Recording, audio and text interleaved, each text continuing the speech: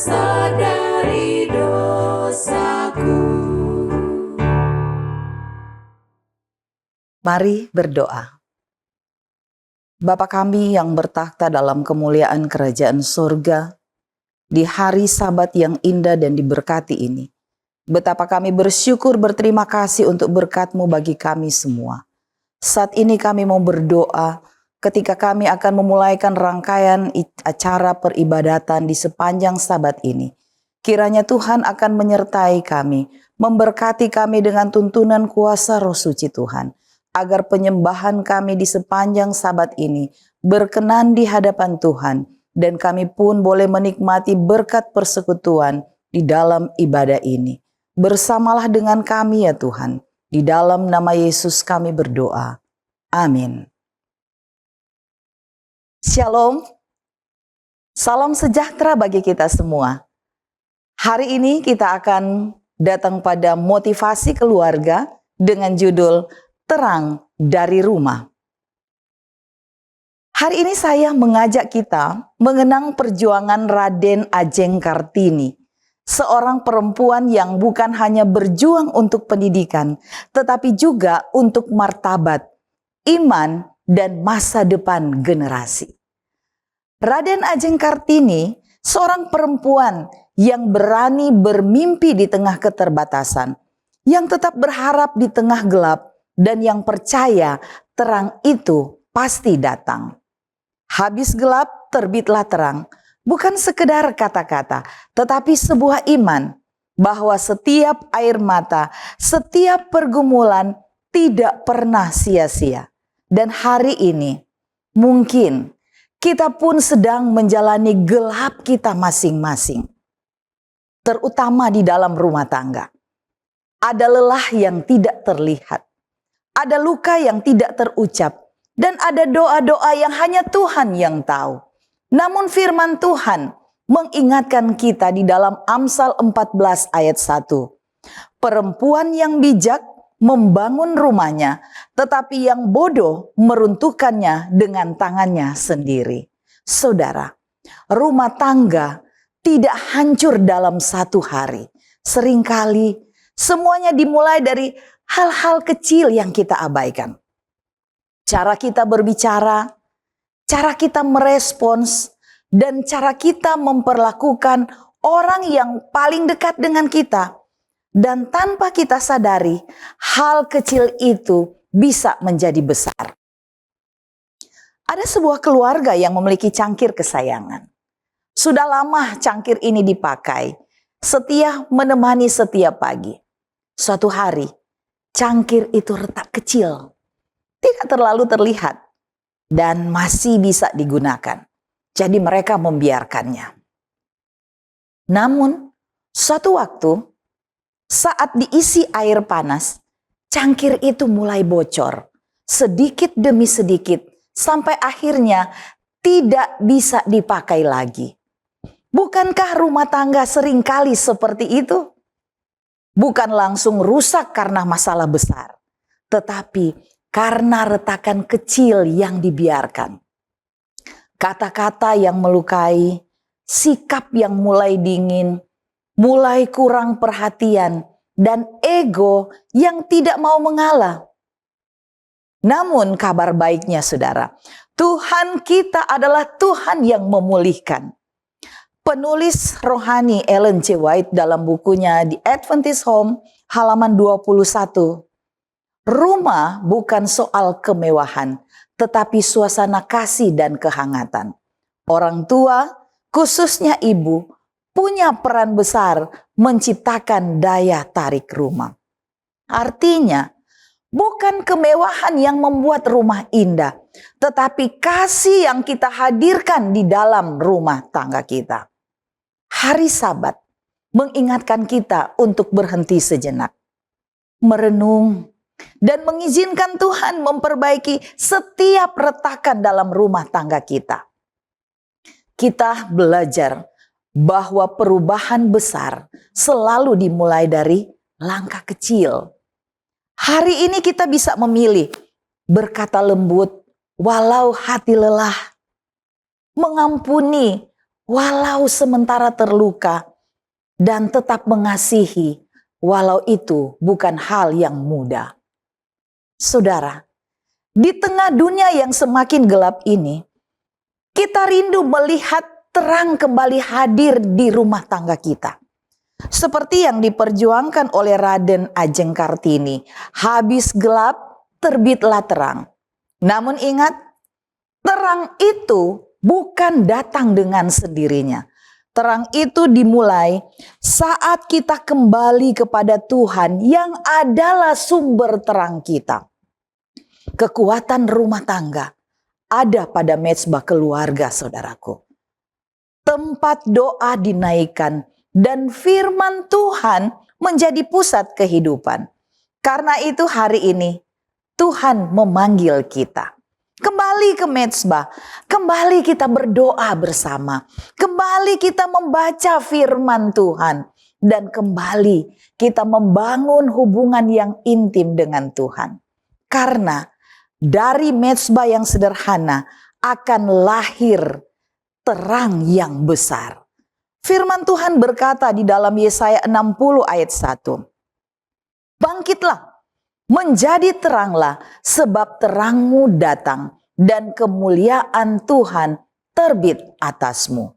Karena itu hari ini mungkin masih ada gelap dalam rumah tangga kita.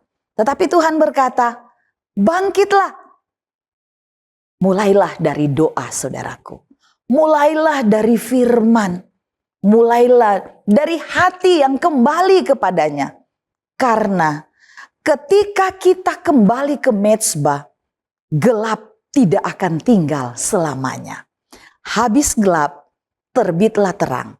Saya percaya dengan pertolongan Tuhan, rumah kita akan terlihat cahaya terang Kristus, sehingga nama Tuhan selalu dipermuliakan di dalam keluarga kita.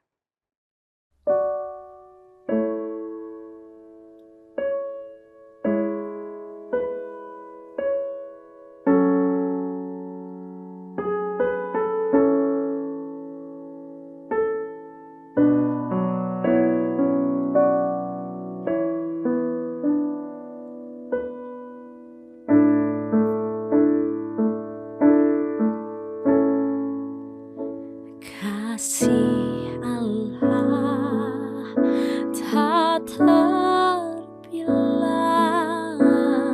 lidah tak dapat uraikan.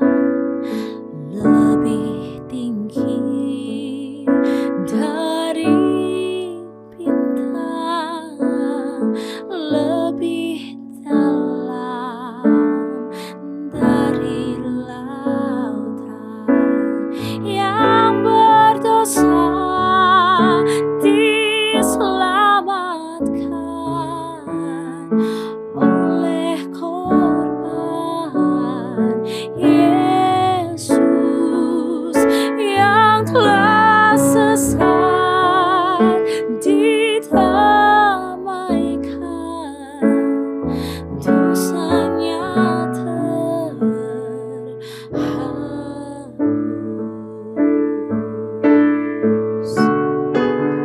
Kalau bulan penuh tinta dan langit menjadi kertas,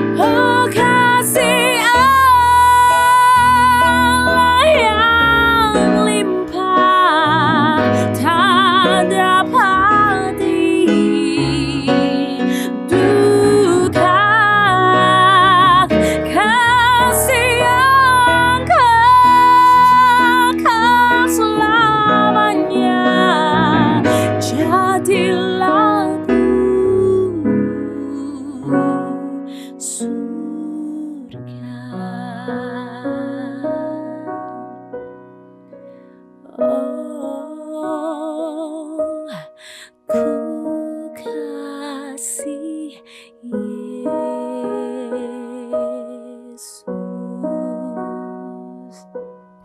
Oh, ku kasih Yesus,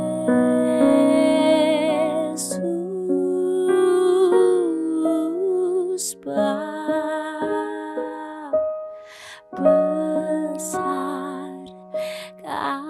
kasih-Nya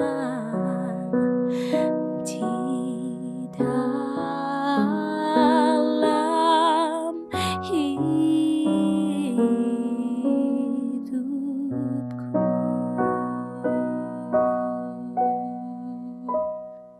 Shalom, salam sejahtera di dalam kasih Tuhan kita Yesus Kristus. Puji Tuhan, kita sudah tiba di pelajaran yang keempat dengan tema peran Alkitab. Mari kita tunduk kepala dan kita berdoa. Bapa Tuhan kami Allah yang Maha Baik, terima kasih untuk kasih setiamu. Kami sangat membutuhkan pertolonganmu ketika kami akan membaca, mempelajari firman Tuhan. Bukalah hati dan pikiran kami. Di dalam nama Yesus kami sudah berdoa. Amin. Seperti biasa ada 4 bagian dalam program ini. Yang pertama kita melihat dasar Alkitabiah. Yang kedua kita mencoba menggali makna dari ayat hafalan. Yang ketiga pokok pikiran yang muncul dari pelajaran hari per hari. Dan di bagian akhir kita tiba kepada aplikasi. Mari kita lihat dasar Alkitabiah. Ratapan 3 ayat 22-23. Kasih setia Tuhan tidak pernah berakhir dan rahmat-Nya selalu baru setiap pagi. Kesetiaannya menjadi dasar pengharapan bagi umat-Nya. 2 Timotius 3 ayat 15-17.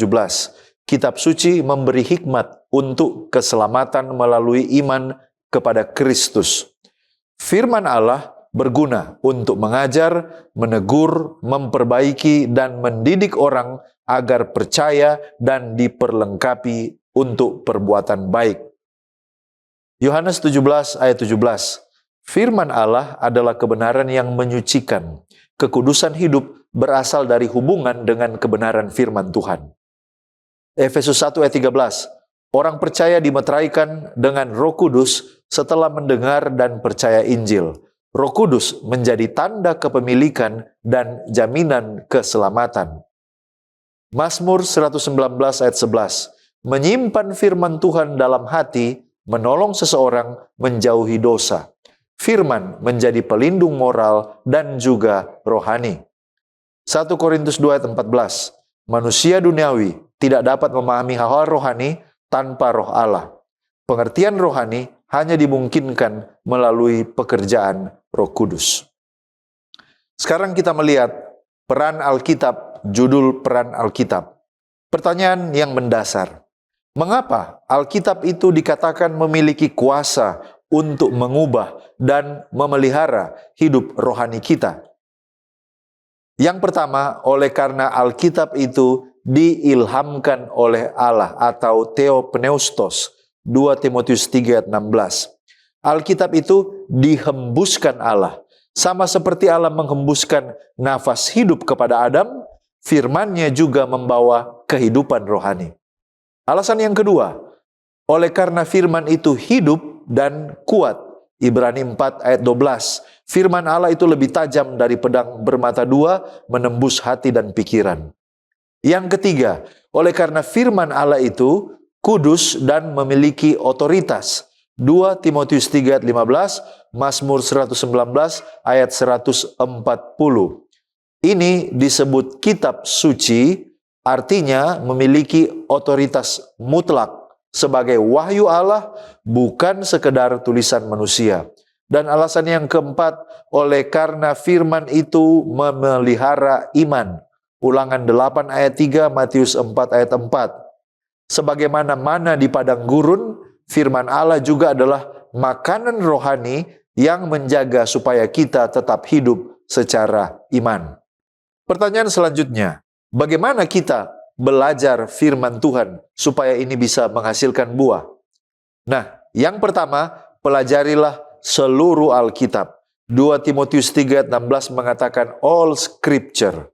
Artinya, mempelajari secara utuh, tidak hanya memilih-milih ayat yang kemudian menyesuaikan dengan kemauan dan selera kita, tetapi kita menghubungkan teks dengan konteks kanonik. Yang kedua, belajar dan mengenal. To learn and to know. 2 Timotius 3 ayat 14-15, Mazmur 119 ayat 11. Artinya, jangan puas dengan pengetahuan yang dangkal, tetapi gali maknanya, gali konteksnya, dan cari aplikasi firman ini secara mendalam. Yang ketiga, kita harus setia dan tekun. Yohanes 8 ayat 31 dan 2 Timotius 3 ayat 14. Artinya, membaca, merenungkan, dan mengulang-ulang firman secara konsisten sepanjang hidup, bukan aktivitas sesaat. Yang keempat, belajar dari orang-orang yang terpelajar, dari guru, dan juga dari komunitas rohani, dari orang rohani yang berpengalaman. 2 Timotius 3 ayat 14 dan juga Ulangan 6 ayat 7 mengatakannya. Artinya, menghargai pengajaran orang tua, guru, komunitas iman. Oleh karena ini, saling membangun di dalam pemahaman firman. Yang ketiga, bagaimana praktisnya kita dapat menerapkan firman Tuhan dalam kehidupan sehari-hari? Yang pertama, meditasi harian. Mazmur 1 ayat 2 dan Yosua 1 ayat 8. Luangkan waktu setiap pagi untuk merenungkan satu ayat atau satu perikop, lalu cari wawasan baru di dalam konteksnya. Yang kedua, menghafal firman. Mazmur 119 ayat 11. Pilih satu ayat setiap minggu, ulangi setiap hari hingga melekat dalam hati dan pikiran. Yang ketiga, ajarkan kepada orang lain. 2 Timotius 2 ayat 2 dan Matius 28 ayat 19-20. Artinya, bagikan pelajaran yang Anda pelajari dengan pasangan, teman, kelompok kecil. Kalau kita mengajar, maka ini memperdalam pemahaman kita. Dan yang keempat, taati dengan kuasa Roh Kudus. Yakobus 1 ayat 22, Yohanes 14 ayat 26. Artinya, setelah kita membaca, mari kita bertanya, apa yang Tuhan ingin saya ubah atau saya lakukan hari ini? Ellen White dalam buku The Great Controversy halaman 593 mengatakan bahwa pengetahuan Alkitab mutlak bagi orang-orang yang tidak akan tertipu pada akhir zaman. Dia katakan, orang-orang yang berupaya menaati semua perintah Allah akan menghadapi penolakan dan cemoohan. Mereka hanya dapat bertahan dengan berpegang pada Allah. Untuk dapat melewati ujian yang menghadang mereka, mereka harus memahami kehendak Allah sebagaimana diwahyukan di dalam firman-Nya. Mereka hanya dapat memuliakannya jika memiliki pemahaman yang benar mengenai karakter, pemerintahan, dan tujuan, serta bertindak sesuai dengan hal-hal tersebut. Dan perhatikan kalimat berikut. Hanya mereka yang telah membentengi pikiran mereka dengan kebenaran-kebenaran Alkitab yang akan mampu bertahan dalam pertempuran besar terakhir. Kita tiba pada ayat hafalan Ibrani pasal 4 ayat 12. Sebab firman Allah hidup dan kuat dan lebih tajam dari pedang bermata dua, manapun ia menusuk amat dalam sampai memisahkan jiwa dan roh, sendi-sendi dan sumsum. Ia sanggup membedakan pertimbangan dan pikiran hati kita. Nah, mari kita lihat apa konteks dan latar belakang ayat ini. Yang pertama, ayat ini berada di tengah peringatan serius kepada orang percaya agar tidak mengulangi kesalahan bangsa Israel di padang gurun. Bangsa Israel, mereka mendengar janji Tuhan untuk masuk ke tanah perjanjian yang disebut istirahat Allah, tetapi mereka gagal masuk karena ketidakpercayaan dan hati yang keras. Dan di sini penulis Ibrani menggunakan ayat 12 ini untuk menekankan bahwa firman Allah mampu melihat ketidakpercayaan yang tersembunyi di hati kita. Konteks dari ayat ini adalah ajakan untuk segera merespon suara Tuhan hari ini dan jangan menunda-nunda atau mengeraskan hati seperti leluhur mereka. Dan sehubungan dengan latar belakang dapat dipahami jika situasi di mana jemaat menerima surat ini atau jemaat penerima surat ini sementara menghadapi tekanan dan godaan untuk kembali ke agama lama mereka, dan mereka berpikir mereka bisa menyembunyikan keraguan ataupun kemunafikan mereka. Tetapi di sini penulis menegaskan bahwa tidak ada yang tersembunyi dari Allah. Firman-Nya bertindak seperti hakim atau pemeriksa yang teliti, yang mampu menembus topeng eksternal dan menilai kondisi hati yang sebenarnya. Dan ini bukan untuk menakut-nakuti, tetapi untuk menyadarkan mereka agar bertobat sungguh-sungguh sebelum terlambat. Kemudian yang ketiga, penting untuk melihat juga ayat 13 dan juga ayat 14 yang muncul setelah ayat 12 ini. Nah, setelah penulis menjelaskan betapa tajam firman Allah yang mengungkapkan segala isi hati, penulis segera mengarahkan pandangan kepada Yesus, yaitu imam besar yang dapat turut merasakan kelemahan kita. Konteksnya di sini memberikan keseimbangan. Kita diajak untuk takut akan ketajaman firman yang mengungkapkan dosa kita, tetapi sekaligus juga ayat ini memberikan penghiburan. Konteks di sini memberikan kita penghiburan karena kita memiliki juru selamat yang mengerti kelemahan kita. Firman yang menusuk itu tujuannya untuk membawa kita berlari kepada Kristus, bukan lari menjauh daripada Kristus. Di dalam Letters and Manuscripts tahun 1904 paragraf yang ke-30, di sana dikatakan, dekatkan Tuhan Yesus dalam kehidupan rumah Anda. Kemudian ketika Anda mengucapkan firman Tuhan, firman ini akan seperti pedang bermata dua yang tajam, menembus praktek-praktek berdosa dari orang berdosa. Dan Tuhan akan membuat firman yang diucapkan itu diterapkan. Nah, mari kita lihat pengertian frasa di dalam ayat hafalan kita. Apa pengertian pedang bermata dua di dalam konteks ini? Dan mengapa pedang ini menusuk dan memisahkan jiwa dan roh, sendi dan sumsum? Dan apa pengertian di sini membedakan pertimbangan dan pikiran hati? Nah, mari kita lihat yang pertama, yaitu pengertian dari pedang bermata dua. Nah, pedang bermata dua ini adalah senjata penyerang, bukan sekedar alat potong. Kata Yunani yang digunakan di sini adalah rhomphaia, yang merujuk pada pedang panjang trakia atau pedang eksekusi Romawi, bukan pisau dapur kecil. Pedang ini memiliki dua mata yang tajam, artinya sangat efektif dan mematikan. Pedang ini bisa menebas dari arah manapun juga. Dan secara teologis, ini sementara menggambarkan otoritas dan kuasa firman Allah yang tidak bisa dilawan atau dihindari. Firman Allah bukan sekedar informasi yang pasif, tetapi itu adalah senjata yang aktif yang digunakan untuk menyerang benteng-benteng kebohongan, menyerang dosa kita dan juga alasan-alasan palsu yang ada di dalam hati kita. Kemudian yang kedua, berbicara mengenai memisahkan jiwa dan roh, kemudian sendi-sendi dan sumsum. Di sini artinya adalah bahwa firman itu menjangkau bagian terdalam dan paling tersembunyi. Mari kita lihat jiwa dan roh. Di dalam antropologi Alkitab, kata jiwa ini sering berkaitan dengan kehidupan natural, yaitu emosi dan juga kepribadian. Sedangkan roh di sini adalah bagian yang terdalam yang biasanya berkomunikasi dengan Allah. Dan kalau mengatakan memisahkan antara keduanya, antara jiwa dan roh, itu artinya di sini firman Tuhan ini akan mampu membedakan atau memisahkan antara motivasi alami manusiawi dengan motivasi spiritual yang sejati. Jadi hanya Allah yang bisa melihat perbedaan ini. Kemudian yang kedua, tentang sendi-sendi dan sumsum, ini adalah metafora untuk bagian tubuh yang paling dalam, terlindung dan sangat vital. Sumsum ada di dalam tulang, dilindungi oleh sendi dan daging.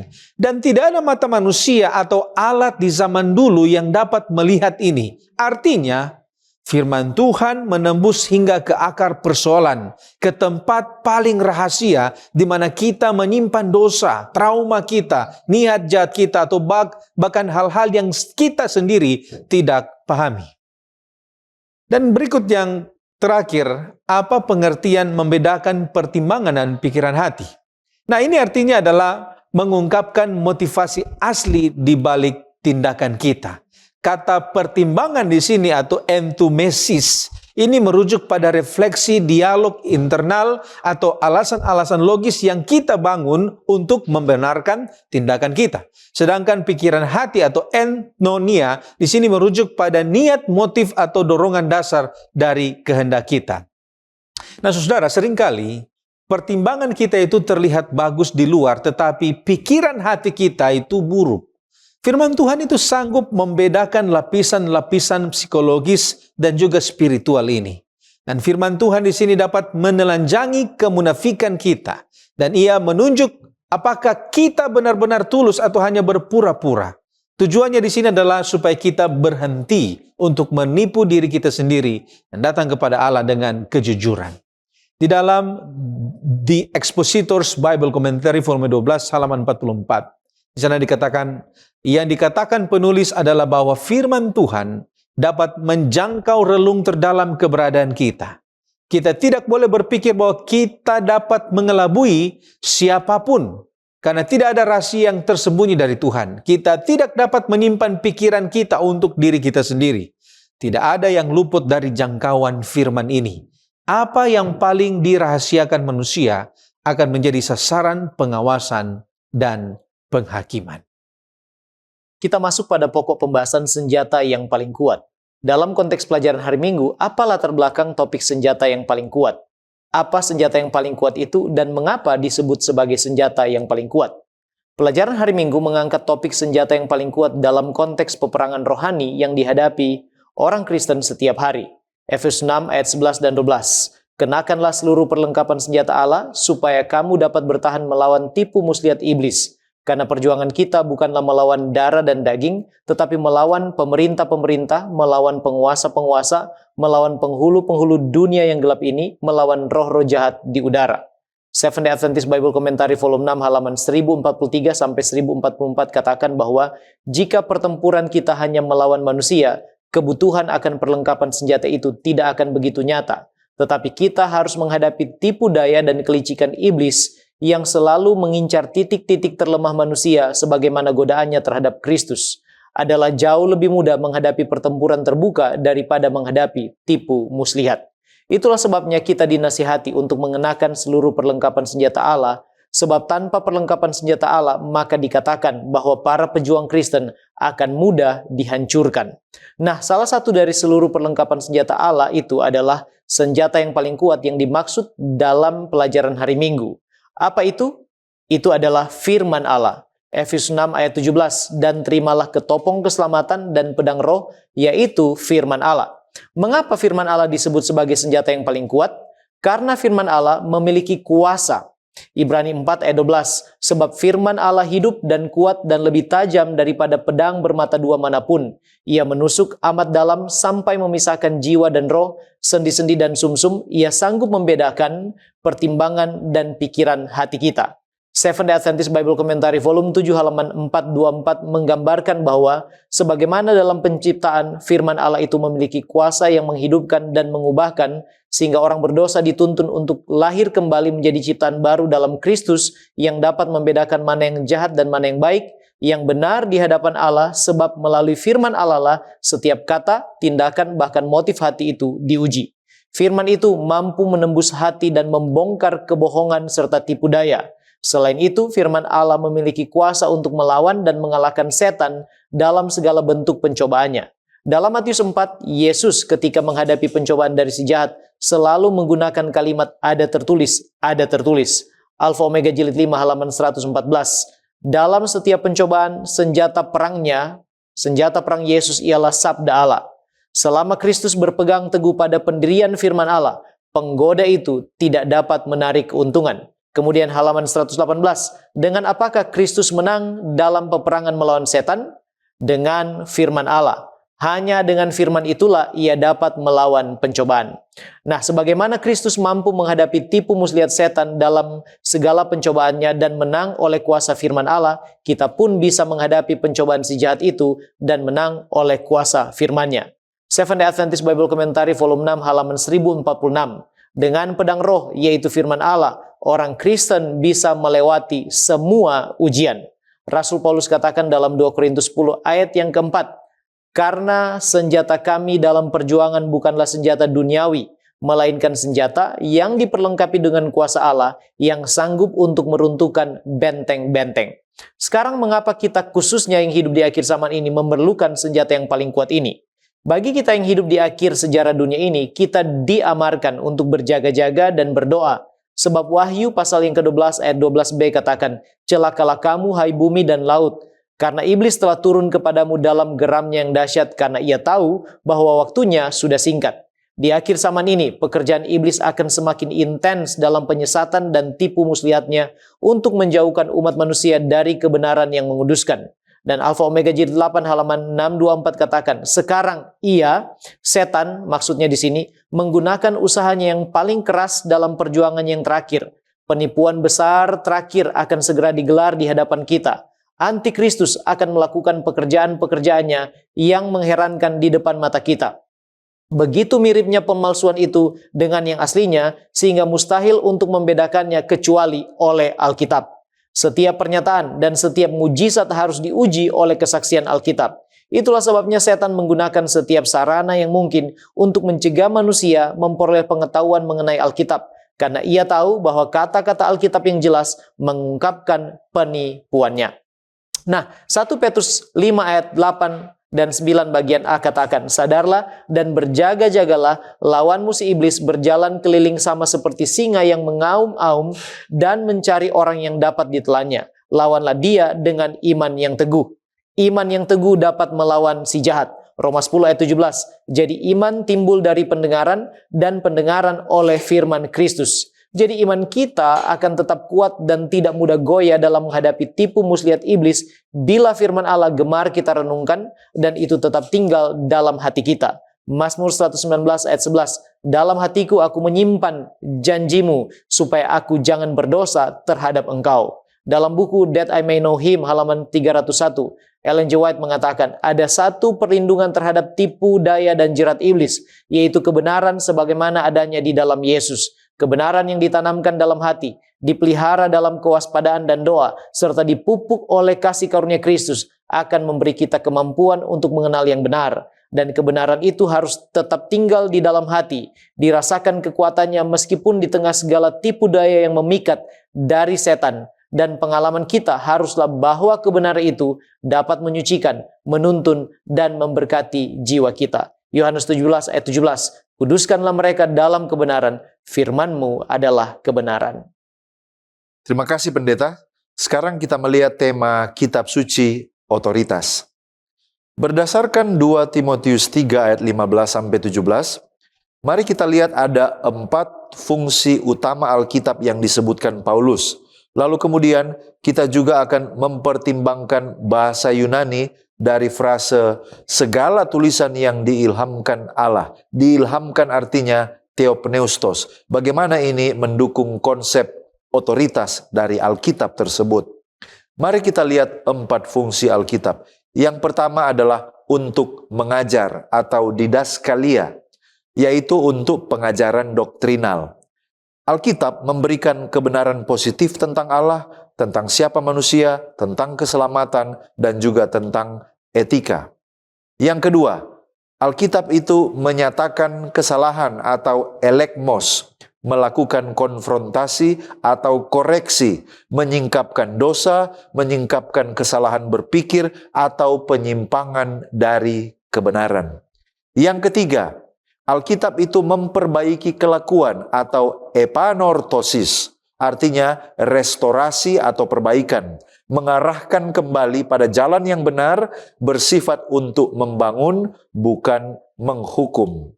Lalu kemudian mendidik di dalam kebenaran atau paideia, artinya disiplin dan pengasuhan. Ada proses pembentukan karakter jangka panjang seperti seorang ayah mendidik anaknya. Sekarang kita lihat kata theopneustos atau ditiupkan oleh Allah atau diilhamkan oleh Allah. Ini bukan sekedar inspirasi manusia, tetapi Allah sendiri yang menjadi sumber otoritatif dari isi Alkitab melalui penulis manusia. Apa implikasinya? Karena Alkitab berasal dari Allah yang Maha Tahu dan Kudus, maka ia memiliki otoritas mutlak atas iman dan praktek orang percaya. Bukan saran, tetapi ini adalah standar dari kebenaran. Dalam Matius 22 ayat 37 dan Yesaya 55 ayat 9, bagaimana Alkitab menggambarkan, menghubungkan antara akal budi manusia dan hikmat Allah. Apa peringatan dari kedua ayat ini terhadap bagaimana kita belajar Alkitab? Apakah kita mengandalkan otonomi, akal sehat, atau mengandalkan otoritas ilahi? Nah, ada akal budi manusia versus hikmat Allah. Matius 22 ayat 37 mengatakan, kasihilah Tuhan Allahmu dengan segenap akal budimu. Bahasa Yunaninya adalah dianoia. Jadi, akal budi itu adalah karunia Allah yang harus dipakai untuk mengasihi Dia, bukan diabaikan tetapi dikuduskan. Jadi, studi Alkitab yang Alkitabiah harus melibatkan pemikiran yang kristis, tetapi tunduk pada wahyu, bukan menolak wahyu. Yesaya 55 ayat 9 mengatakan, seperti tingginya langit dari bumi, demikianlah tingginya jalanku dari jalanmu. Jadi, hikmat Allah melampaui kapasitas akal manusia yang terbatas dan tercemar oleh dosa. Artinya, akal yang otonom atau berdiri sendiri itu rentan terhadap penyimpangan. Itu sebabnya kita harus diperbaharui dalam akal budi, Roma 12 ayat 2, oleh firman Allah. Artinya apa? Artinya akal adalah alat yang baik untuk mempelajari firman. Tetapi akal bukan hakim atas firman. Kita berpikir dengan Alkitab, bukan tentang Alkitab dari luar. Pelajaran ini memperingatkan agar kita tidak memilih-milih bagian Alkitab yang hanya terasa nyaman. Nah, dalam praktek kita belajar Alkitab setiap hari, bagaimana strateginya yang dapat kita terapkan untuk memastikan pada waktu kita baca Alkitab, kita baca dengan jujur dan adil. Mari kita lihat beberapa saran. Yang pertama, baca Alkitab yang seimbang. Gunakan reading plan atau rencana baca Alkitab yang mencakup seluruh Alkitab dalam waktu 1 atau 2 tahun. Atau juga ada alternatif. Kita boleh baca 1 pasal perjanjian lama, 1 pasal perjanjian baru, dan 1 pasal dari kitab Mazmur setiap hari. Lalu, ketika kita membaca, kita selalu bertanya 3 pertanyaan yang paling penting. Apa yang teks ini katakan tentang Allah? Apa yang teks ini katakan tentang manusia? Lalu yang ketiga, bagaimana teks ini menunjuk kepada Kristus atau Injil? Inilah yang disebut dengan Kristosentris. Metode ini memaksa kita untuk menghadapi bagian yang tidak nyaman di dalam kerangka teologis yang sehat. Lalu kemudian, diskusikan bacaan ini dalam kelompok kecil. Biarkan orang lain menantang interpretasi Anda yang bias. Gunakan komentar atau studi Alkitab yang terpercaya untuk menguji pemahaman pribadi. Lalu di bagian akhir harus ada refleksi yang jujur. Tanyakan, apakah ada bagian Alkitab yang sengaja saya hindari? Mengapa saya menghindari membacanya? Akui di hadapan Allah. Minta Roh Kudus memberikan kerendahan hati untuk menerima teguran tersebut. Ellen White dalam buku Lift Him Up halaman 108 mengamarkan tentang bahaya mengandalkan akal pikiran manusia di atas otoritas Alkitab. Dia mengatakan, ada banyak keyakinan yang tidak seharusnya dipelihara oleh pikiran. Pada zaman Kristus, para rabi memaksakan penafsiran mistis terhadap banyak bagian kitab suci. Karena ajaran yang jelas dari firman Allah mengutuk praktik-praktik mereka, mereka berusaha melemahkan kekuatannya. Hal yang sama terjadi hingga saat ini. Firman Allah dibuat tampak misterius dan samar-samar untuk membenarkan pelanggaran terhadap hukumnya. Kristus menegur praktek-praktek ini pada zamannya. Ia mengajarkan bahwa firman Allah harus dipahami oleh semua orang. Ia menunjuk kitab suci sebagai otoritas yang tak terbantahkan, dan kita harus melakukan hal yang sama. Alkitab harus disajikan sebagai firman Allah yang tak terbatas, sebagai akhir dari segala kontroversi dan dasar dari segala iman. Kita tiba pada pokok diskusi mengenai kebenaran Alkitab. Nah, jika kebenaran itu tidak berubah, bagaimana kita membedakan pemahaman yang bertumbuh? Nah, kadang orang merasa jika pemahaman yang dahulu itu dia ketahui, dan kemudian ketika dia bertumbuh saat ini, dia sadar bahwa yang dia tahu dulu itu salah. Mungkin dia bertanya, apakah kebenaran yang dahulu dia tahu itu adalah sebuah kesalahan? Nah, saudara, ada beberapa hal yang harus kita pahami di sini. Yang pertama, penting untuk memahami perbedaan antara objek kebenaran dan subjek pemahaman. Kebenaran itu sendiri adalah absolut. Allah dan firman-Nya itu bersifat absolut dan tidak berubah. Namun kapasitas manusia untuk memahami kebenaran itu terbatas dan berkembang. Dulu pandangan kita mungkin kurang tepat atau kabur, bukan karena kebenarannya yang berubah, tetapi karena kita yang sedang dalam proses pertumbuhan. Jadi yang salah atau kurang di masa lalu itu adalah persepsi kita dan bukan kebenaran itu sendiri. Kemudian yang kedua, di dalam teologi Advent, kita mengenal dengan konsep bahwa kebenaran itu sama seperti cahaya fajar yang semakin terang. Progresif. Pemahaman para nabi di dalam perjanjian lama tentang Mesias itu sudah benar, tetapi belum detail. Tidak seperti yang dialami atau tidak seperti dengan pemahaman para rasul ketika mereka hidup bersama dengan Yesus, bahkan ketika Yesus telah bangkit. Nah, ketika pemahaman kita bertumbuh, itu bukan berarti kebenaran sebelumnya itu salah atau dibuang sebagai kesalahan yang total. Tetapi, apa yang kita tahu yang sebelumnya atau yang dahulu, itu akan dilengkapi, diperdalam seiring kita berkembang. Kebenaran baru haruslah harmonis dengan kebenaran lama. Tidak boleh bertentangan. Jika ada pembaruan yang menggugurkan dasar Alkitab, maka itu bukan pertumbuhan, tetapi penyimpangan. Review and Herald 25 Maret 1890 paragraf 4 mengatakan, kita tidak sepenuhnya memahami betapa berharganya pelajaran ini. Kita membutuhkan mata yang diurapi agar kita dapat melihat terang kebenaran. Kita tidak boleh berpikir, baiklah kita telah memiliki semua kebenaran. Kita memahami pilar-pilar utama iman kita dan kita dapat beristirahat pada pengetahuan ini. Kebenaran adalah kebenaran yang terus berkembang dan kita harus berjalan dalam terang yang semakin bertambah. Nah, mungkin kita bertanya, jika Alkitab adalah kebenaran, mengapa begitu banyak denominasi gereja yang masing-masing mengklaim mereka benar? Mana yang benar? Nah, saudara, yang pertama, Alkitab itu ibarat peta yang sangat akurat. Tetapi masalahnya di sini bukan peta, bukan Alkitab, tetapi pembaca yang membaca Alkitab ini. Ketika mereka membaca Alkitab ini, mereka membawa tradisi mereka membawa ego mereka membawa kepentingan mereka, bahkan keinginan politik ke dalam penafsiran Alkitab itu sendiri. Ada banyak denominasi yang lahir bukan karena Alkitab itu ambigu, tetapi karena manusia cenderung menafsirkan ayat-ayat tertentu sesuai dengan preferensi kelompok mereka. Dan seringkali mereka mengabaikan konteks keseluruhan Alkitab. Kebenaran Alkitab itu satu, tetapi manusia membacanya dari sudut pandang mereka masing-masing. Yang kedua, oleh karena itu bagaimana kita tahu siapa yang benar?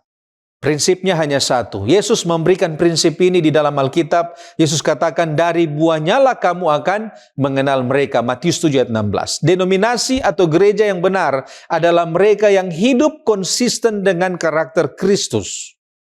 Mereka adalah denominasi yang paling setia mengajarkan seluruh nasihat Allah, bukan hanya bagian yang mereka rasa nyaman, yang tidak nyaman mereka kesampingkan. Di dalam konteks gereja Advent, Gereja Advent percaya bahwa kebenaran itu diuji oleh konsistensi Alkitab dengan Alkitab dan peranan Roh Kudus yang memimpin umatnya kepada kesatuan dalam kebenaran di akhir zaman. Sola Scriptura dan juga peranan Roh Kudus. Dan kebenaran atau keberadaan banyak denominasi adalah panggilan bagi gereja untuk kembali kepada Alkitab yang murni, membuang seluruh tradisi manusia dan kemudian bersatu di dalam Kristus. Di dalam Letters and Manuscript tahun 1886 paragraf yang pertama dikatakan bahwa pikiran manusia berbeda-beda. Pikiran dari pendidikan berbeda menerima kesan yang berbeda dari kata-kata yang sama. Dan sulit bagi satu pikiran untuk menyampaikan kepada pikiran lain yang memiliki temperamen pendidikan dan kebiasaan berpikir yang berbeda. Jika orang yang diajak berkomunikasi tidak jujur dan tidak mau melihat dan memahami kebenaran, ia akan memutarbalikkan kata-kata dan bahasanya dalam segala hal untuk menyesuaikan dengan tujuannya sendiri. Sekarang kita tiba pada pokok pembahasan klaim Alkitab. Dalam konteks pelajaran sekolah Sabat, mengapa perlu klaim Alkitab? Perlu klaim Alkitab sebab Alkitab bukanlah hasil karya manusia, tetapi pengarangnya ialah Allah sendiri. 2 Petrus 1 ayat yang ke-21, sebab tidak pernah nubuat dihasilkan oleh kehendak manusia, tetapi oleh dorongan Roh Kudus orang-orang berbicara atas nama Allah. Seventh-day Adventist Bible Commentary volume 7 halaman 602 katakan, nubuatan yang benar yang sejati adalah wahyu dari Allah, dan inisiatifnya berasal dari Allah. Dialah yang menentukan apa yang akan dinyatakan dan apa yang akan tetap tersembunyi. Tanpa Roh Kudus yang menggerakkan pikiran, manusia tidak mampu bernubuat, yakni berbicara atas nama Allah, betapapun kuatnya keinginannya untuk melakukannya. Jadi klaim Alkitab merupakan sebuah konfirmasi bahwa isinya dapat dipercayai dan sesuai dengan kebutuhan umat manusia, sebab Alkitab menjadi bukti bahwa Allah ingin membangun hubungan dengan manusia, ingin menyatakan kehendaknya bagi mereka. Tanpa klaim ini, Alkitab akan dianggap hanya sebagai buku moral biasa. Klaim tersebut memberi dasar mengapa firman itu layak dipercaya dan ditaati. Itulah sebabnya Wahyu 1 ayat 3 katakan, berbahagialah ia yang membacakan dan mereka yang mendengarkan kata-kata nubuat ini dan yang menuruti apa yang ada tertulis di dalamnya, sebab waktunya sudah dekat. The Signs of the Times, 4 April 1906. Alkitab adalah suara Allah yang berbicara kepada kita, sama pastinya seolah-olah kita dapat mendengarnya dengan telinga kita sendiri. Jika kita menyadari hal ini, betapa hormatnya kita akan membuka firman Allah dan dengan kesungguhan hati kita akan menyelidiki ajaran-ajarannya. Membaca dan merenungkan kitab suci akan dipandang sebagai pertemuan dengan Yang Maha Tinggi. Sekarang apa saja klaim Alkitab yang dimaksud dalam pelajaran sekolah Sabat?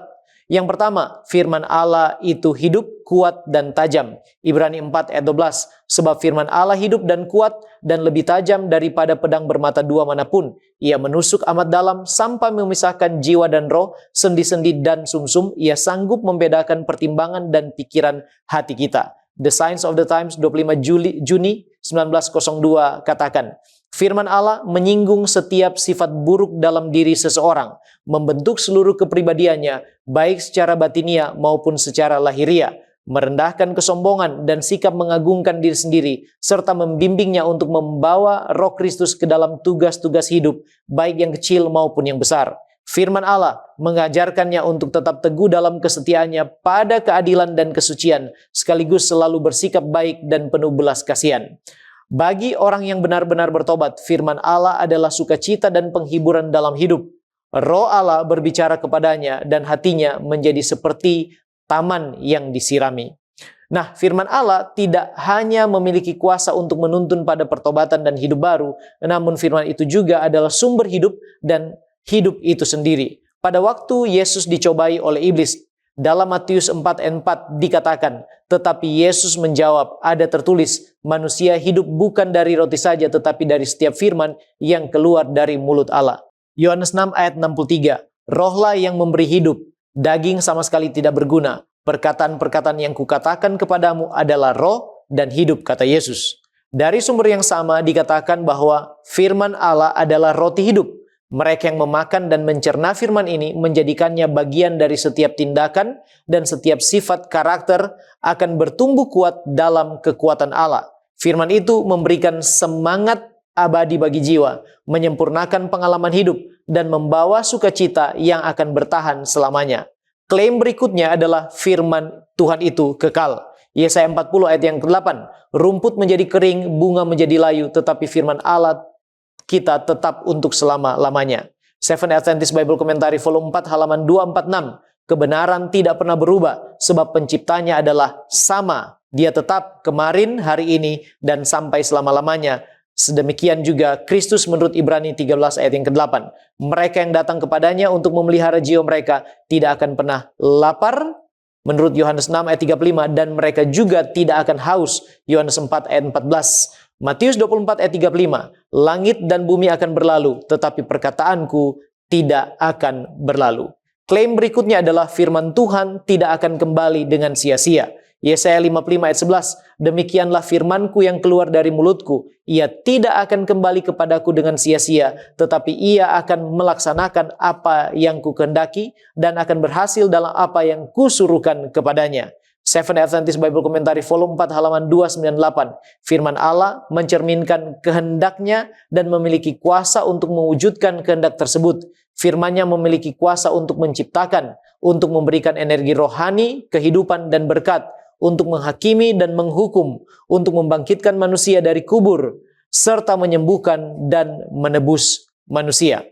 Firman Tuhan itu sempurna dan menyegarkan jiwa. Itu klaim yang berikutnya. Mazmur 19 ayat 8, Taurat Tuhan itu sempurna, menyegarkan jiwa, peraturan Tuhan itu teguh, memberikan hikmat kepada orang yang tak berpengalaman. Mazmur 119 ayat 50, inilah penghiburanku dalam sengsaraku bahwa janjimu menghidupkan aku. Kemudian klaim selanjutnya, firman Tuhan adalah kebenaran yang menyucikan. Yohanes 17 ayat 17.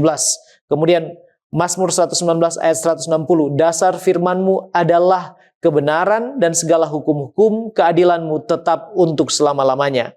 Klaim yang terakhir adalah bahwa firman Tuhan itu terang dan penuntun bagi jalan kehidupan. Mazmur 119 ayat 130, bila tersingkap firman-Mu memberi terang, memberi pengertian kepada orang-orang bodoh. Kemudian 119 ayat 105, firman-Mu itu pelita bagi kakiku dan terang bagi jalanku. Nah, apa pelajarannya bagi kita? Saudaraku, Alkitab adalah harta karun untuk pengenalan akan Allah dan kehendaknya. Dalam buku Education halaman 169, Mrs. White katakan, firman Allah layaknya karakter penciptaannya, menyimpan misteri-misteri yang tidak akan pernah dapat sepenuhnya dipahami oleh makhluk-makhluk yang terbatas. Namun Allah telah memberikan bukti yang cukup dalam kitab suci mengenai otoritas ilahinya.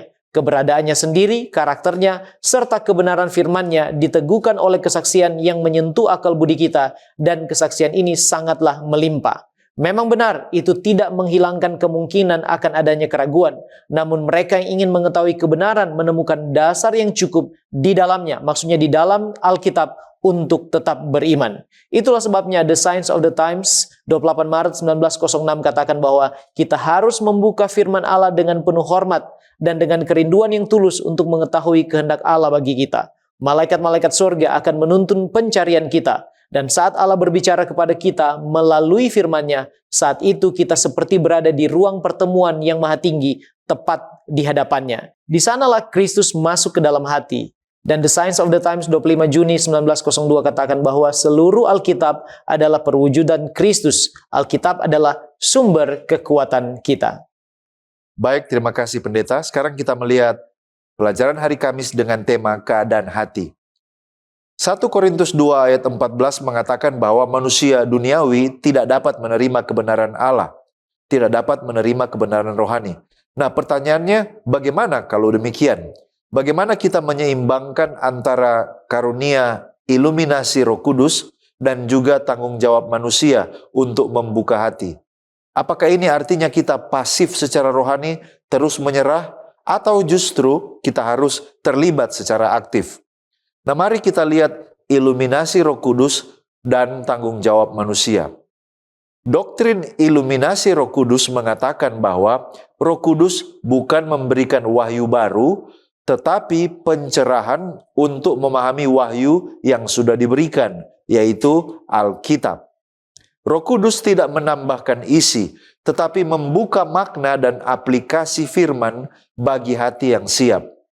Dasar Alkitabiahnya adalah 1 Yohanes 2, 20-27. Roh kebenaran akan memimpin kamu ke dalam seluruh kebenaran. Yohanes 16 ayat 13. Urapan dari Yang Kudus mengajarkan kamu tentang segala sesuatu. Jadi di sini perlu ada keseimbangan antara berserah dan juga aktif. Mari kita lihat ada beberapa ekstrim yang perlu dihindari. Ekstrim yang pertama adalah saya tunggu roh berbicara, saya tidak perlu belajar. Nah, ini tidak benar. Perlu ada keseimbangan yang alkitabiah. Artinya, kita aktif tetapi kita juga bergantung. Artinya, saya belajar dengan sungguh-sungguh, 2 Timotius 5 ayat 15, tetapi saya juga berdoa untuk pencerahan, Mazmur 119 ayat 18. Tapi juga ada ekstrim yang lain yang mengatakan saya bisa paham Alkitab dengan akal, dengan alat studi, dengan memahami hermeneutics. Ini juga tidak benar. Perlu ada keseimbangan. Akal yang diperbaharui. Artinya, saya menggunakan alat-alat hermeneutics, tetapi saya juga mengakui bahwa tanpa Roh Kudus, saya buta secara rohani. 1 Korintus 2 ayat 14. Jadi, ketika kita membaca kitab suci, perlu ada persiapan hati. Kita mengakui dosa. Kita meminta pengampunan, kita membuka diri kita untuk dikoreksi. Dan ini adalah bagian kita. Kalau kita sudah lakukan bagian kita, maka kita biarkan Roh Kudus yang bekerja. Lalu, berdoa sebelum, selama, dan setelah kita membaca Alkitab. Ini adalah tanda pengakuan bahwa hanya Allah yang dapat mengubah hati manusia untuk mengerti maksud firman-Nya. Pertanyaan selanjutnya, apa manfaat mempelajari Alkitab bagi perkembangan kerohanian orang percaya? Apa yang akan terjadi jika seseorang dengan setia mempelajari Alkitab dengan hati yang tulus? Ellen White dalam Desire of Ages halaman 390 dan 391 menyatakan manfaat kalau seseorang belajar dan menuruti firman Allah. Dia katakan, dengan senantiasa memandang Yesus melalui mata iman, kita akan dikuatkan. Allah akan memberikan wahyu-wahyu yang paling berharga kepada umatnya yang lapar dan haus akannya. Mereka akan menyadari bahwa Kristus adalah juru selamat pribadi. Saat mereka mengkonsumsi firman-Nya, mereka akan menyadari bahwa firman itu adalah roh dan hidup. Firman itu menghancurkan sifat alamiah dan duniawi, serta memberikan hidup baru di dalam Kristus Yesus. Roh Kudus datang kepada jiwa sebagai penghibur. Melalui kuasa transformatif kasih karunia-Nya, citra Allah dipantulkan kembali dalam diri murid. Ia menjadi ciptaan yang baru. Kasih menggantikan kebencian dan hati menerima keserupaan ilahi. Inilah arti dari hidup dengan setiap firman yang keluar dari mulut Allah. Inilah artinya makan roti yang turun dari sorga. Kita tiba pada pendalaman. Apakah mungkin seseorang yang rajin baca Alkitab, tetapi hatinya keras dan kata-katanya tidak memiliki kasih?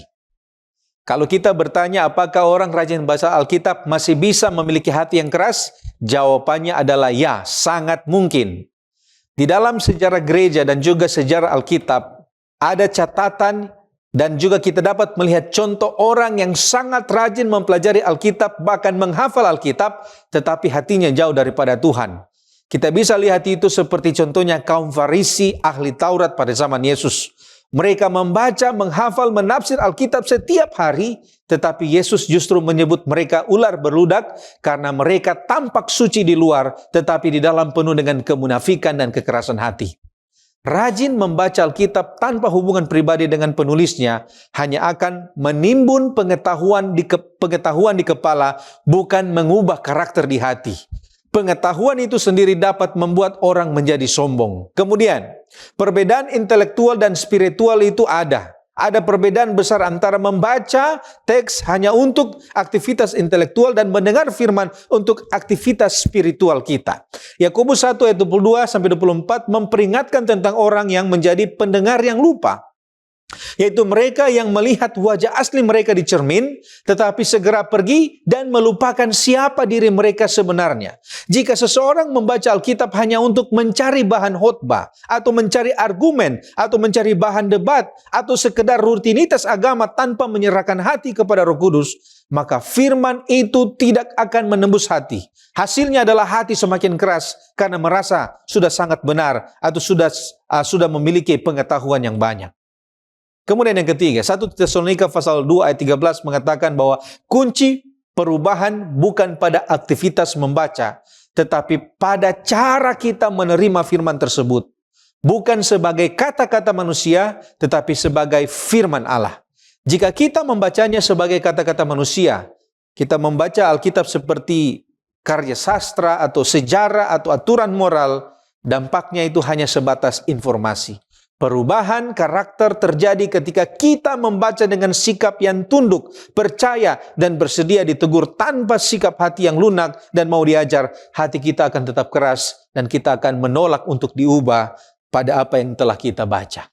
The Great Controversy halaman 521 mengatakan, setiap kali mempelajari kitab suci tanpa semangat berdoa, rendah hati, dan mau belajar, bagian-bagian yang paling jelas dan sederhana, serta bagian-bagian yang paling sulit akan disalahartikan dari makna sebenarnya.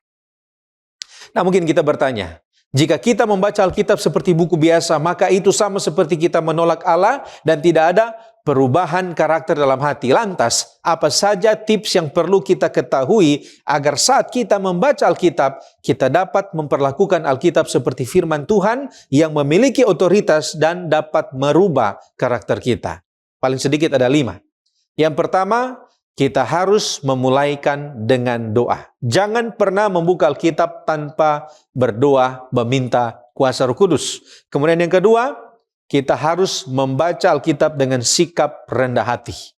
Sebelum kita membaca, kita harus menetapkan niat. Jangan membaca untuk mencari-cari kesalahan orang lain, membenarkan pendapat kita. Kita letakkan ego kita di bawah otoritas firman, dan biarkanlah firman yang menegur kita. Dan mari kita terima itu dengan sukacita. Kemudian yang ketiga, perlu untuk ada perenungan dan aplikasi secara pribadi. Setelah kita baca, kita tanyakan apa yang Tuhan mau kita lakukan setelah kita baca firman ini. Dan mari kita hubungkan teks itu dengan kehidupan kita. Dan ketika firman itu menjadi atau menyentuh konteks hidup kita, maka firman itu akan menjadi hidup di dalam kehidupan kita. Yang keempat, kita perlu mengadakan uji motivasi hati. Perlu kita jadikan Alkitab itu sebagai cermin. Gunakan Alkitab untuk memeriksa motif terdalam kita. Dan biarkanlah firman itu membersihkan hati kita dari kotoran-kotoran. Dan yang kelima, kita harus lakukan segera, jangan menunda. Otoritas firman Tuhan itu akan sangat dirasakan ketika kita memutuskan untuk taat. Pada saat kita baca, kita buat komitmen untuk taat. Kalau kita tunda, kita tidak akan dapatkan makna dari pembacaan itu. Ketika kita melihat ayat Alkitab dan kita memutuskan untuk menaati firman itu, maka akan ada terang baru yang akan datang di dalam pemikiran kita. Ketaatan akan membuka pintu pemahaman berikutnya. Jika kita merasa Alkitab itu kering, maka perlu kita coba untuk taat pada satu perintah kecil yang sudah kita tahu kebenarannya. Maka pengalaman ketaatan itu akan menghidupkan firman yang sudah kita baca itu. The Great Controversy halaman 521 mengatakan, Alkitab adalah kitab yang paling berharga di dunia. Ia adalah satu-satunya penuntun untuk mengarahkan jiwa ke surga. Allah telah memberikan kemampuan berpikir kepada manusia. Dan dengan menghubungkan kemampuan mental kita dengan firman Allah, kekuatan spiritual dibangkitkan. Dan orang awam, serta guru dan pendeta dapat memahami kehendak Allah. Saudaraku, sebagai penutup dan juga aplikasi dari apa yang kita pelajari dan diskusikan bersama, apa saja peran dan fungsi Alkitab dalam kehidupan kita sebagai orang percaya? Yang pertama, menurut 2 Timotius pasal 3 ayat 15, di sana digambarkan bahwa Alkitab dapat memberi hikmat kepada kita untuk menuntun kita pada keselamatan oleh iman kepada Kristus Yesus. Kemudian ayat 16 menjelaskan dengan rinci bahwa segala tulisan yang diilhamkan Allah memang bermanfaat untuk mengajar, untuk menyatakan kesalahan, untuk memperbaiki kelakuan, dan untuk mendidik orang dalam kebenaran. Yang tujuan akhirnya menurut ayat 17 adalah memperlengkapi tiap-tiap manusia kepunyaan Allah untuk setiap perbuatan baik. Kemudian, Signs of the Times 25 Juni 1902 memberikan penjelasan bahwa Tuhan telah memberikan firman-Nya kepada kita sebagai pelita bagi kaki kita dan terang bagi jalan kita. Ajaran-ajaran di dalamnya memiliki pengaruh yang sangat penting bagi kesejahteraan kita dalam segala aspek kehidupan. Bahkan dalam urusan-urusan duniawi, firman-Nya akan menjadi penuntun yang lebih bijaksana daripada penasihat manapun. Petunjuk ilahi ini dalamnya adalah satu-satunya jalan menuju keberhasilan. Tidak ada kedudukan sosial, tidak ada fase pengalaman manusia yang tidak memerlukan studi Alkitab sebagai persiapan yang esensial. Alkitab adalah standar utama yang membedakan benar dan salah, dengan jelas mendefinisikan dosa dan juga kekudusan. Prinsip-prinsip hidupnya yang mengalir dalam hidup kita seperti benang emas adalah satu-satunya perlindungan kita dalam cobaan dan godaan. Alkitab adalah peta yang menunjukkan tanda-tanda kebenaran. Mereka yang mengenal peta ini akan mampu melangkah dengan pasti di dalam kewajiban kemanapun mereka dipanggil untuk pergi. Sekarang apa keuntungan yang didapatkan ketika kita merenungkan atau mempelajari Alkitab?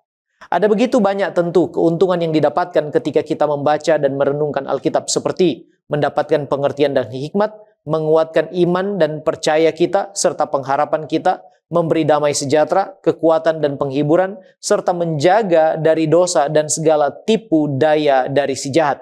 Nah, bila perintah-perintah Alkitab dituruti dengan setia, maka segala janji berkat akan menjadi bagian kita seperti yang tercatat dalam Ulangan 28 ayat 1-13 dan juga Wahyu pasal 1 ayat yang ketiga, serta akan menolong kita diubahkan untuk bertumbuh dalam karakter yang serupa dengan Kristus, dan yang paling penting adalah hubungan kita dengan Allah akan semakin dekat dan intim. Janji Yesus dalam Yohanes 15 ayat 7, "Jikalau kamu tinggal di dalam aku dan firman-Ku tinggal di dalam kamu, mintalah apa saja yang kamu kehendaki dan kamu akan menerimanya." Melalui firman Allah yang adalah kebenaran, maka kita disucikannya. Reflecting Christ, halaman 111 menyimpulkan bahwa penerimaan akan kebenaran akan menjadikan setiap orang yang menerimanya sebagai anak Allah, seorang ahli waris surga. Nah, apa jadinya dengan umat Allah tanpa mendengar, membaca, atau merenungkan firman Allah? Saudaraku, tanpa mendengar, membaca, dan merenungkan firman Allah, maka iman tidak akan bertumbuh. Kehidupan rohani akan menjadi kering dan tidak ada lagi perlindungan untuk melawan tipu muslihat setan sehingga mudah terjerat dan jatuh. Tanpa firman, tidak ada kekuatan untuk kita bertahan. Hati menjadi lemah dan mudah dikalahkan. Hosea 4 ayat 6, "Umatku binasa karena tidak mengenal Allah." Kurangnya pengenalan akan firman akan membuat seseorang tidak bisa lagi membedakan kebenaran dan kebohongan.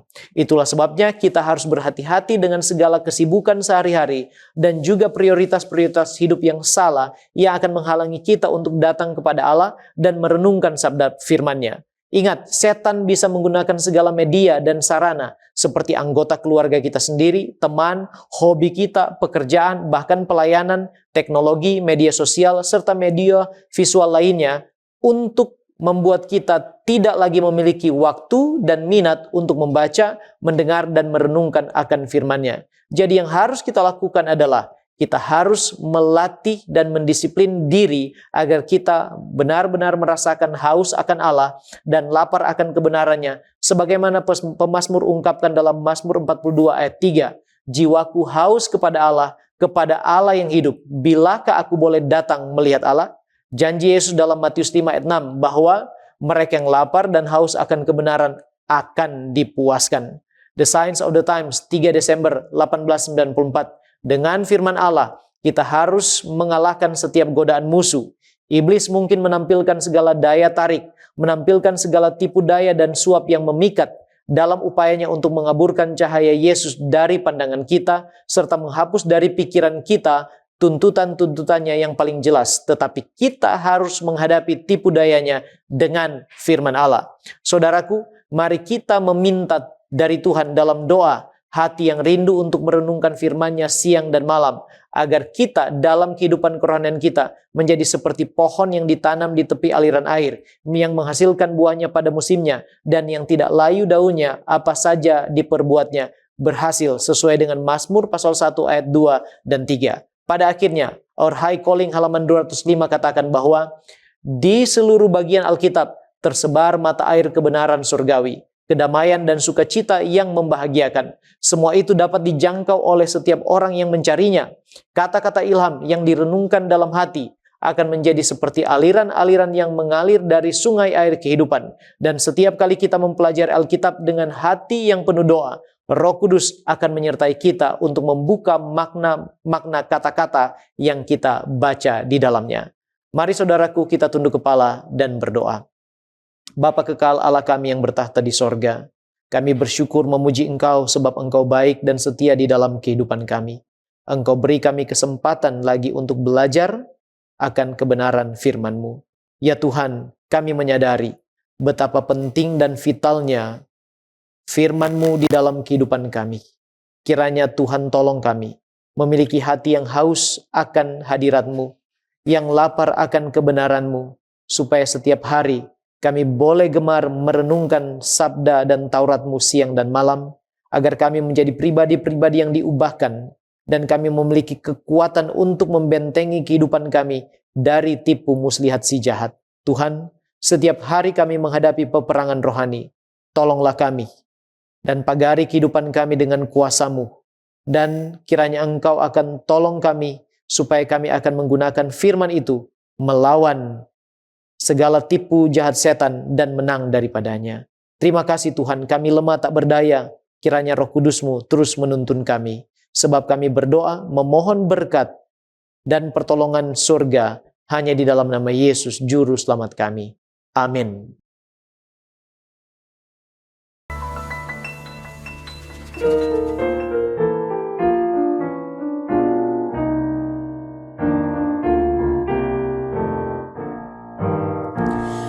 Suka saksikan dari Yesus yang menjadi sahabatku yang erat, perubahan diriku yang seutuhnya hanyalah oleh kasih Juru Selamat. Tiada lain pelindung seperti Yesus, tiada lain sahabat seperti Dia. Yang menghapus dosa, aku dipeliharanya.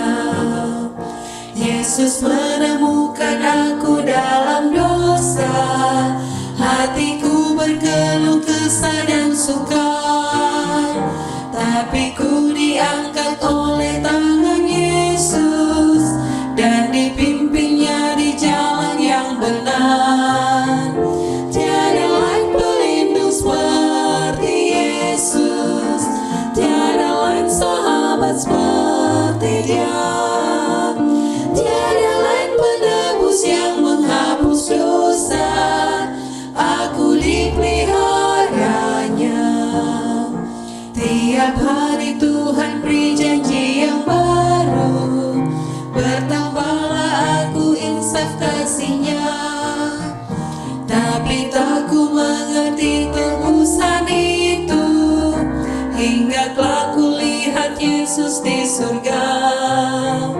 Tiada lain pelindung seperti Yesus, tiada lain sahabat seperti Dia, tiada lain penebus yang menghapus dosa, aku dipeliharanya.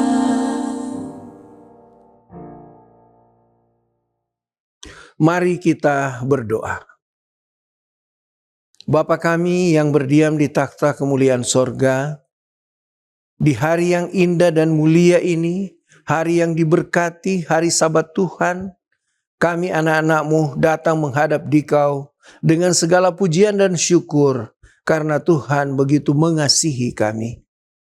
Saat ini Bapa, kami percaya, lewat ibadah ini, Tuhan telah menyediakan berkat-berkat indah. Untuk itu ya Bapa, kami berdoa khusus Ia akan membawakan firman-Mu. Kiranya Tuhan akan mengurapi dia agar dia berkata-kata sesuai dengan kehendak Tuhan. Dan pekabaran yang dia bawakan dapat menjadi berkat kepada kami semua ya Tuhan. Dan pada saat ini hamba juga berdoa untuk semua anak-anak Tuhan yang sedang beribadah bersama. Kiranya berkat-berkat Sabat yang limpah akan Tuhan karuniakan di dalam kehidupan anak-anak-Mu. Mendoakan anak-anak Tuhan yang saat ini bergumul, mungkin dalam keadaan sakit, baik itu di rumah atau di rumah sakit. Tuhan, jamah tubuh mereka, sembuhkan mereka, atau pergumulan lainnya yang sedang mereka hadapi ya Tuhan. Kiranya Engkau datang menolong anak-anak-Mu, sehingga kehidupan kami benar-benar akan dipenuhi dengan sukacita yang berasal dari Tuhan. Seluruh rangkaian acara kami pada saat ini, kami mau serahkan hanya ke dalam tangan Tuhan. Biarlah kehendak Tuhan yang berlaku di dalam ibadah kami pada hari Sabat yang indah ini. Karena kami sudah berdoa dan mengucap syukur hanya di dalam nama Tuhan Yesus yang telah menjadi penebus dan juru selamat kami yang hidup. Haleluya. Amin.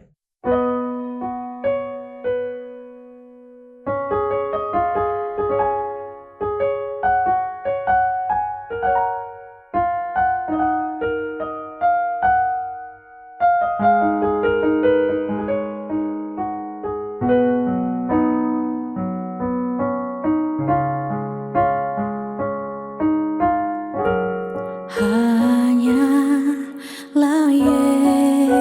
Yesus yang telah mati untuk tebus dosa kita dengan darahnya. Hanyalah Yesus yang menderita,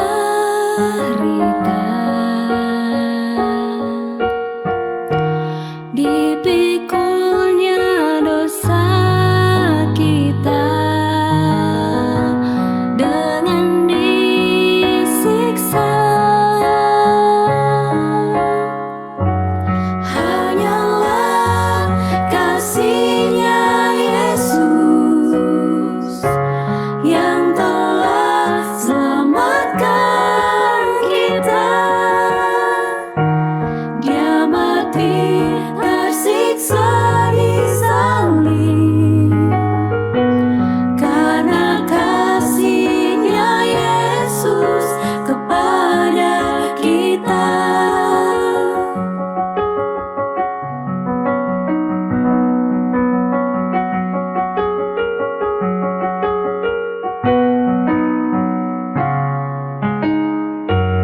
Hanyalah Yesus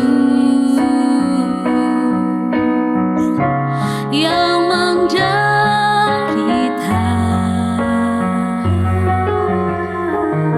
dipikulnya dosa kita dengan disiksa. Hanyalah kasih-Nya Yesus yang telah selamatkan kita. Dia mati tersiksa di salib karena kasih-Nya Yesus kepada kita.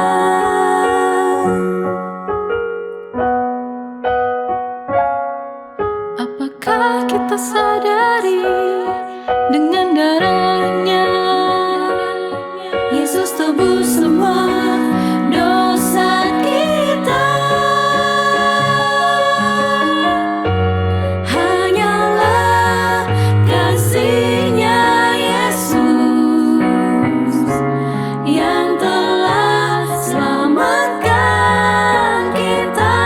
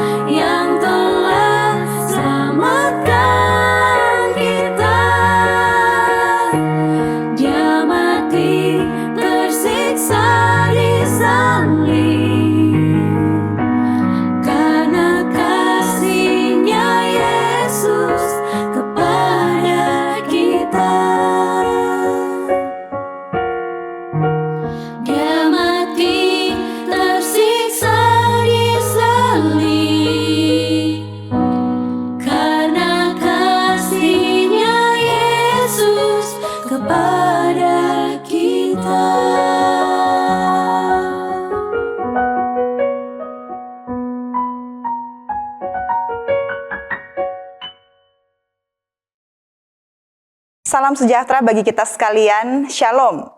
Selamat sahabat, saudara-saudari, sahabat Cornelius Media.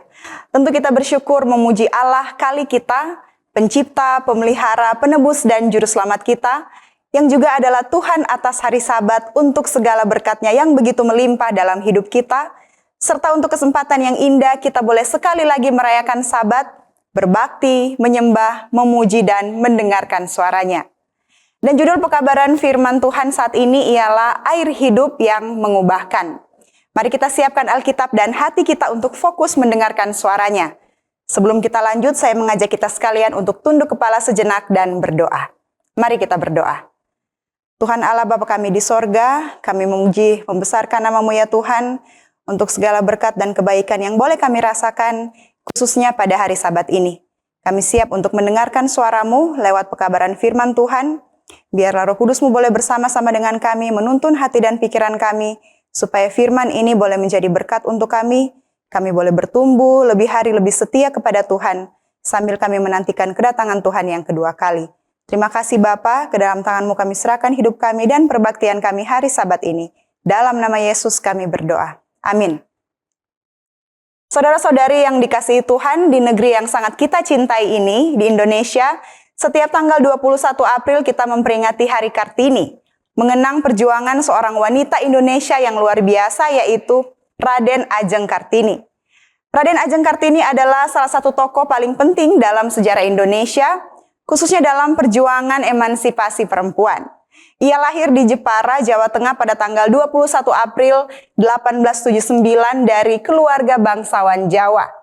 Ayahnya adalah seorang bupati, sehingga ia sempat menikmati pendidikan di sekolah Belanda. Namun sesuai adat saat itu, ia harus menjalani masa pingitan setelah usia remaja yang membatasi kebebasannya, terutama dalam hal pendidikan. Meskipun dia terkurung dalam tradisi, Kartini tidak berhenti belajar. Ia banyak membaca buku dan menjalin hubungan baik dengan sahabat-sahabatnya di Eropa. Dari situlah pemikirannya berkembang. Ia mulai menyadari ketidakadilan yang dialami perempuan pribumi dan bermimpi akan perubahan. Kartini menghadapi tekanan budaya yang kuat. Perempuan dianggap cukup berada di rumah, tidak perlu sekolah tinggi dan harus tunduk pada aturan tradisional. Namun ia berani melawan arus, bukan dengan pemberontakan fisik, tetapi dengan pemikiran, tulisan, dan gagasan yang tajam. Ia memperjuangkan hak perempuan untuk mendapatkan pendidikan dan kebebasan berpikir. Setelah menikah, Kartini diberi kesempatan untuk membuka sekolah bagi perempuan di Rembang. Pemikirannya kemudian dibukukan dalam karya yang kita kenal, Habis Gelap Terbitlah Terang, yang berisi surat-suratnya tentang pendidikan, kesetaraan, dan kemajuan perempuan. Memang Kartini wafat pada usia muda, yaitu 25 tahun, namun gagasannya terus hidup. Ia dikenang sebagai pelopor emansipasi perempuan di Indonesia karena membuka jalan bagi perempuan untuk belajar, berpikir, dan berperan dalam masyarakat. Sungguh sebuah kisah hidup, semangat, dan perjuangan yang menginspirasi. Nah, di dalam Perjanjian Baru ada juga kisah seorang wanita yang menginspirasi. Hidupnya diubahkan untuk keluar dari rasa malu menjadi suara yang berani mengabarkan kebenaran. Namanya memang tidak disebutkan, namun perubahan yang dialaminya merupakan sebuah pelajaran berharga bukan hanya bagi para wanita, tapi juga bagi setiap kita. Dialah perempuan Samaria di Sumur Yakub dalam Alkitab Yohanes pasal 4. Diceritakan dalam Yohanes 4 bahwa perempuan Samaria itu datang ke Sumur Yakub pada tengah hari, waktu yang tidak biasa, sebab biasanya orang mengambil air pada pagi hari atau sore hari, tapi dia datang siang hari saat matahari sedang terik.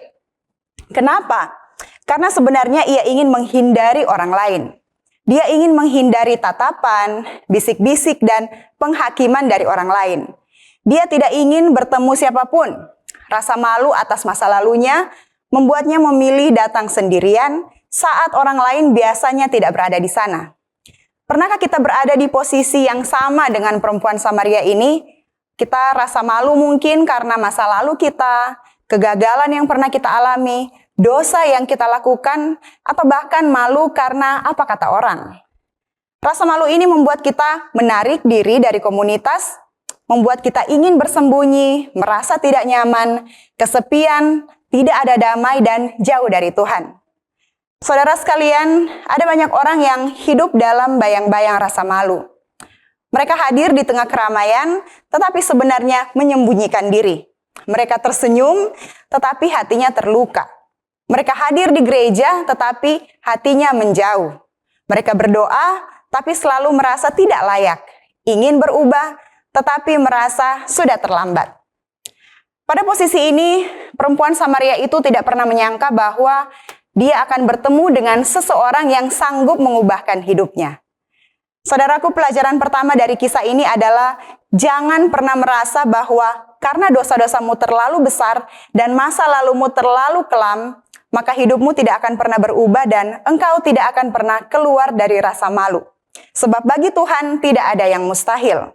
Percayalah bahwa Tuhanlah satu-satunya yang sanggup mengubahkan kehidupan kita keluar dari masa lalu kita.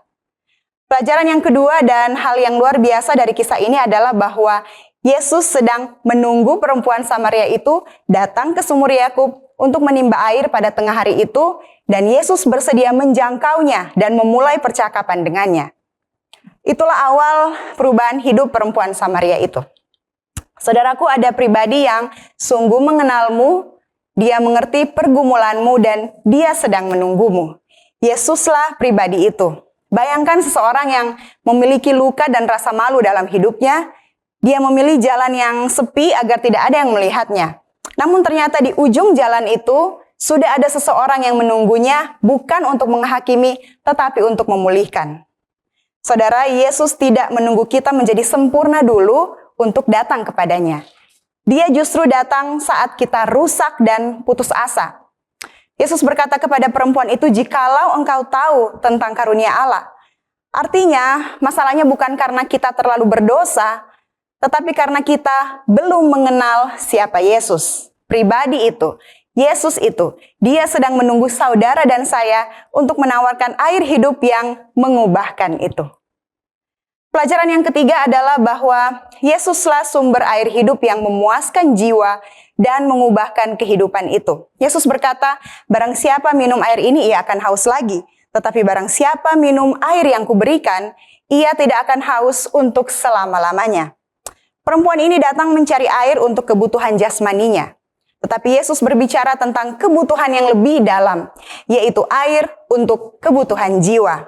Banyak orang mencoba mengisi kekosongan hidup dengan relasi, kesuksesan, uang, atau kenikmatan hidup, tetapi tetap saja merasa kosong jiwanya. Mengapa? Karena sumur dunia tidak bisa memuaskan jiwa. Hanya Yesus yang bisa memberikan air hidup yang memuaskan jiwa yang dahaga dan kering karena rasa malu. Air hidup itu mengubahkan karena di dalamnya ada pengampunan dan anugerah Allah, damai sejahtera, dan juga jaminan kehidupan kekal. Pelajaran yang keempat adalah bahwa kita harus terbuka dan percaya. Dalam percakapan Yesus dengan perempuan Samaria itu, Yesus menyentuh bagian paling sensitif dalam hidup wanita itu. Yesus katakan, "Pergilah, panggillah suamimu." Ini bukan untuk mempermalukan, tetapi untuk menyembuhkan. Perempuan itu akhirnya berterus terang tentang kehidupan, dosa, dan apa yang membuat dia merasa malu. Yesus kemudian menyingkapkan seluruh hidupnya, namun tidak menolaknya. Saudara, pemulihan itu dimulai dari kejujuran. Selama kita menyembunyikan dosa, kita akan tetap terikat dan tinggal dalam rasa malu.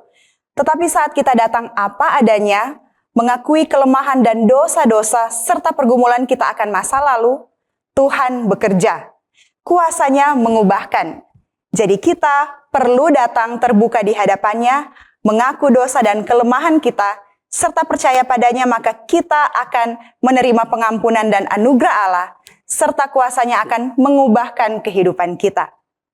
Pelajaran kelima dan yang paling luar biasa adalah tentang hasilnya. Ketika kita berjumpa dengan Yesus secara pribadi, terbuka di hadapannya serta percaya kepadanya, maka kuasanya akan menolong kita keluar dari rasa malu untuk menjadi suara yang berani mengabarkan kabar sukacita bagi banyak orang. Perempuan itu pada akhirnya meninggalkan tempayannya yang melambangkan kebutuhan, cara hidup, dan fokus lamanya serta rasa malunya. Dia meninggalkan semuanya karena telah menemukan sesuatu yang lebih besar. Dan yang mengejutkan adalah dia yang tadinya menghindari orang, sekarang pergi ke kota dan berkata, "Mari lihat, seorang yang mengatakan kepadaku segala sesuatu yang telah kuperbuat." Dari malu menjadi berani, dari menghindar menjadi bersaksi. Saudaraku, air hidup yang mengubahkan itu, yang telah kita terima dengan cuma-cuma, perlu kita bagikan kepada banyak orang agar mereka datang kepada sumber air hidup itu dan diubahkan juga diselamatkan. Jadi, berhentilah lari dan menjauh dari Tuhan hanya karena rasa malu atas dosa dan masa lalu kita. Tuhan tahu segalanya. Kita tidak perlu bersembunyi sebab Dia mengasihi kita. Datanglah kepadanya sebagaimana adanya kita. Tidak perlu pura-pura rohani sebab Tuhan mencari hati yang jujur. Percaya dan terima air hidup itu. Jangan sia-siakan kesempatan berharga untuk menerima air hidup yang mengubahkan itu. Jangan isi hidup dengan perkara-perkara yang sifatnya sementara. Carilah Yesus, percaya dan terima Dia. Kemudian bagikan pengalaman pertemuanmu dengan Yesus dan jadilah saksi baginya. Kita tidak perlu sempurna untuk bersaksi. Kita cukup ceritakan apa yang Tuhan lakukan dalam hidup kita dan undang orang lain untuk datang kepada air hidup itu. Seseorang yang pernah jatuh dalam lubang ketika dia berhasil keluar, dia tahu persis bagaimana rasanya di dalam sana. Dan justru dialah yang paling efektif untuk menolong orang lain keluar dari lubang yang sama. Perempuan Samaria itu pernah jatuh, tetapi setelah bertemu dengan Yesus, dia menjadi alat Tuhan untuk membawa banyak orang kepada Yesus. Saudaraku, mungkin hari ini engkau merasa seperti perempuan itu, menyimpan rasa malu, terikat masa lalu, dan merasa diri tidak layak. Hari ini Yesus berkata, "Aku punya air hidup untukmu." Apakah engkau mau datang kepadanya? Apakah engkau mau jujur dan terbuka kepada Yesus? Apakah engkau mau diubahkan? Dan bila kita sudah bertemu dan mengenal Yesus, apakah kita hanya mau berdiam diri saja? Atau kita ingin menjadi sama seperti perempuan Samaria itu, pergi dan berkata kepada orang-orang di kotanya, "Mari dan lihatlah Yesus." Rasa malu memang bisa mengikat hidup kita. Tetapi Yesus datang untuk membebaskan. Air hidup yang Dia berikan mengubahkan hati dan orang yang diubahkan akan keluar dari rasa malu untuk berani menjadi pembawa kabar baik. Saudara yang dikasihi Tuhan, tidak ada masa lalu yang terlalu gelap, tidak ada dosa yang terlalu besar, dan tidak ada hidup yang terlalu rusak bagi Yesus untuk diubahkan. Dari sumur yang sepi, lahir sebuah kesaksian yang mengubah kota. Kisah kita mungkin tidak sama seperti Raden Ajeng Kartini. Kita tidak memiliki keluarga bangsawan, tidak memiliki kemampuan dan kepintaran sama seperti Kartini, tapi kita punya Yesus yang menawarkan air hidup yang mengubahkan. Terimalah itu dan hidupmu akan diubahkan. Siapapun saudara, seperti apa yang dilakukan Tuhan kepada perempuan Samaria itu, dan kita sudah melihat hasilnya. Tuhan ingin melakukan hal yang sama dalam hidup kita. Dari rasa malu menjadi keberanian. Dari diam menjadi bersaksi. Dari kosong menjadi penuh melimpah oleh air hidup yang kita terima dari Yesus. Kiranya Tuhan memberkati kita sekalian. Mari kita berdoa. Ya Tuhan Allah kami, Bapa di sorga, sumber air hidup. Kami bersyukur kepadamu Tuhan boleh memiliki kesempatan yang berharga bagi kami semua umat-umat Tuhan yang mendengarkan pada hari Sabat ini. Kiranya Tuhan menolong kami, memampukan kami dengan pertolongan Roh Kudus untuk boleh menerima Yesus, percaya kepada Tuhan, mengenal Yesus, satu-satunya sumber air hidup dalam jiwa kami, agar supaya kami boleh dilatih untuk tetap percaya, setia, bahkan kami mau mengabarkan berita baik kepada banyak orang, supaya semakin banyak orang lagi yang diberkati. Terimalah peribadatan kami pada hari Sabat ini, dan tolong kami Tuhan untuk menjadi umat-umat Tuhan yang setia yang menantikan kedatangan Tuhan yang tidak lama lagi. Ini doa kami Bapa, bantu kami untuk boleh bersuka cita sepanjang hari Sabat ini. Dalam nama Yesus kami berdoa. Amin.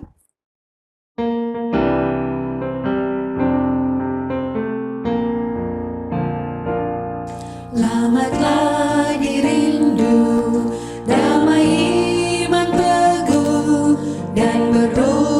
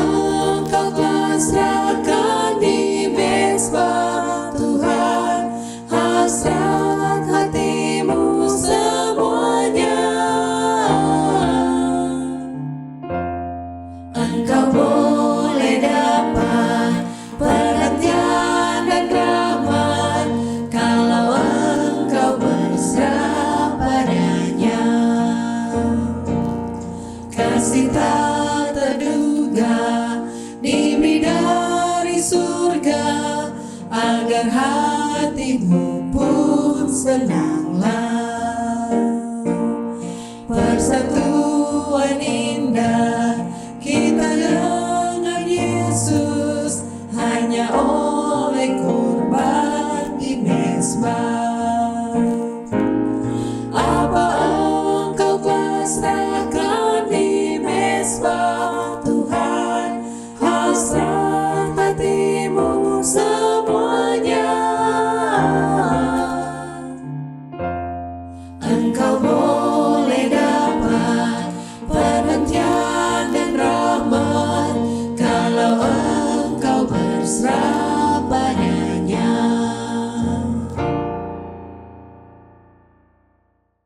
For the God on the mountain is the God in the valley. When things go wrong, He'll make them right.